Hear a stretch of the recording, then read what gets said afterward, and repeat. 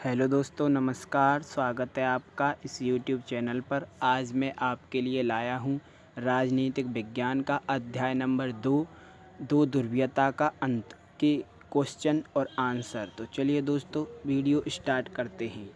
बहुविकल्पी प्रश्नों के उत्तर हम आपके लिए एक वीडियो बनाकर दे देंगे सभी अध्यायों के। 5वां क्वेश्चन है, रिक्त स्थानों की पूर्ति करें। का सोवियत राजनीतिक प्रणाली रिक्त स्थान की विचारधारा पर आधारित थी। इसका उत्तर हो जाएगा का समाजवाद। खा सोवियत संघ द्वारा बनाया गया सैन्य गठबंधन रिक्त स्थान था, तो रिक्त स्थान में आएगा वार्सा पैक्ट। गा रिक्त स्थान पार्टी का सोवियत राजनीतिक व्यवस्था पर दबदबा था, तो इस रिक्त स्थान में आएगा साम्यवादी कम्युनिस्ट।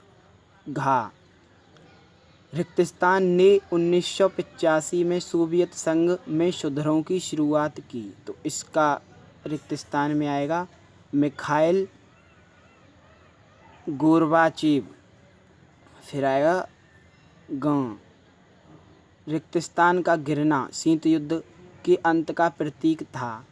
बर्लिन दीवार का गिरना शीत युद्ध के अंत का प्रतीक था। तो चलिए दोस्तों, क्वेश्चन नंबर 6 देखते हैं। सोवियत अर्थव्यवस्था को किसी पूंजीवादी देश जैसे संयुक्त राज्य अमेरिका की अर्थव्यवस्था से अलग करने वाली किन्हीं 3 विशेषताओं का जिक्र करें। उत्तर 1. सोवियत अर्थव्यवस्था समाजवादी अर्थव्यवस्था पर आधारित थी। 2. सोवियत अर्थव्यवस्था योजनाबद्ध और राज्य के नियंत्रण में थी। 3. सोवियत अर्थव्यवस्था में भूमि और अन्य उत्पादक संपदाओं पर आधारित थी।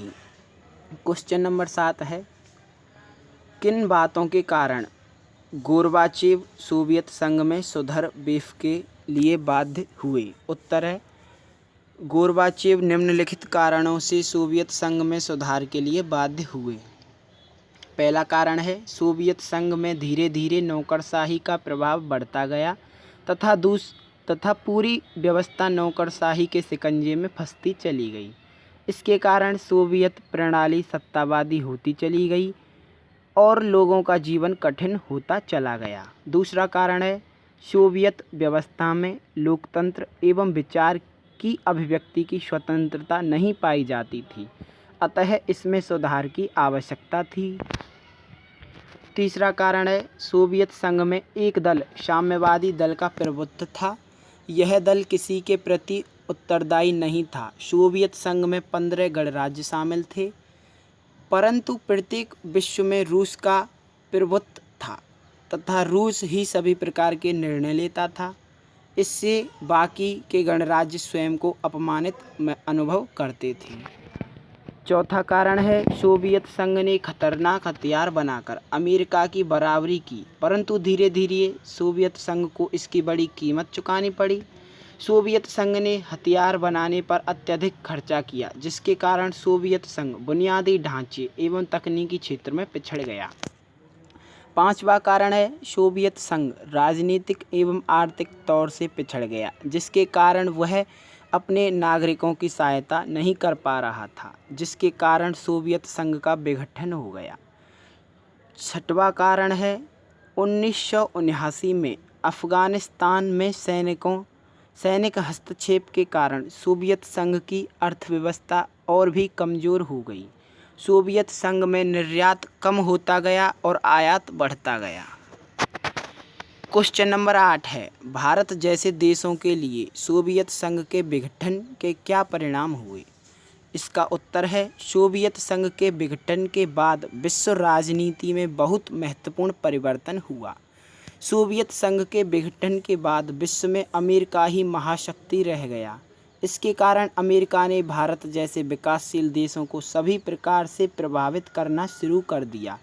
अमेरिका विश्व में महाशक्ति थी, जिसके कारण भारत जैसे विकासशील देशों की भी यह मजबूरी थी कि वह अपने विकास के लिए अमेरिका के साथ चले। सोवियत संघ के विघटन से अमेरिका का विकासशील देशों जैसे अफगानिस्तान, ईरान एवं इराक में अनावश्यक हस्तक्षेप बढ़ गया। विश्व के महत्वपूर्ण संगठनों पर अमेरिका प्रभुत्व कायम हो गया। जिससे भारत जैसे देशों को इनसे मदद लेने के लिए परोक्ष रूप में अमेरिका नीतियों का ही समर्थन करना पड़ा। क्वेश्चन नंबर 9 है, शॉक थेरेपी क्या थी? क्या साम्यवाद से पूंजीवाद की तरफ संक्रमण का यह सबसे बेहतर तरीका था? उत्तर, सोवियत संघ के पतन के बाद रूस पूर्वी यूरोप तथा मध्य एशिया के देशों में साम्यवादी से पूंजीवादी की ओर संक्रमण के लिए एक विशेष मॉडल अपनाया गया, जिसे शॉक थेरेपी, आघात पहुंचाकर उपचार करना, कहा जाता है। विश्व बैंक एवं अंतर्राष्ट्रीय मुद्रा कोष द्वारा इस प्रकार के मॉडल को अपनाया गया। साम्यवाद से पूंजीवाद की ओर संक्रमण के लिए यह बेहतर तरीका नहीं था, क्योंकि पूंजीवाद सुधार तुरंत किए जाने की अपेक्षा धीरे धीरे किए जाने चाहिए थे। एकदम से ही सभी प्रकार के परिवर्तनों को लोगों पर लाद कर उन्हें आघात देना उचित नहीं था। क्वेश्चन 10, निम्नलिखित कथन के पक्ष या विपक्ष में एक लेख लिखें।